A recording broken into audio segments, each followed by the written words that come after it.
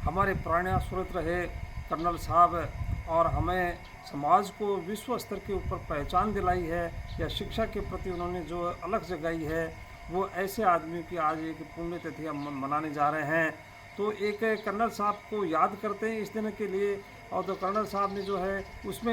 उनमें जो है एक नेतृत्व करने की क्षमता थी, नेतृत्व एक उनका बहुत बड़ा मजबूत था, और उनका एक आत्मविश्वास था, एक आत्मविश्वास भी बहुत मजबूत था। उन्होंने जो इस तरह से जो है एक समाज में जागृति फैलाई, और नई पीढ़ी या समाज उनका जो है ऋणी रहेगा हमेशा हमेशा के लिए, क्योंकि उन्होंने ऐसे जो कार्य किए हैं, तो ऐसे कार्यों करने के लिए किसी से छिपे हुए नहीं है। समाज में जो है प्रत्येक व्यक्ति जानता है कि उनका एक जो है, एक बार की बात है जब कर्नल साहब को जो है हमने पूरे समाज ने याद किया, तो समाज को याद करने, समाज के ऊपर याद करने के ऊपर कर्नल साहब जो एक नेहरू पार्क में आए थे। नेहरू पार्क में एक बहुत बड़ी विशाल एक सभा का आयोजन किया गया था, मीटिंग थी उस समय, और सारे के सारे समाज के लोग बाग यानी अन्य समाजों के लोग भी थे वहाँ, उसमें कर्नल साहब को सुनने के लिए कि ऐसे आदमी में क्या है, उनकी एक बोली में, उनके एक विचारों में एक जादू था, तो जादू करने के। अब उस समय की बात है, तो उस समय एक ऐसा जो है एक जब उनका बोलने का मौका आया, तो इंद्र भगवान प्रसन्न हो गए थे, और इंद्र भगवान प्रसन्न हो गए तो बरसात शुरू हो गई थी।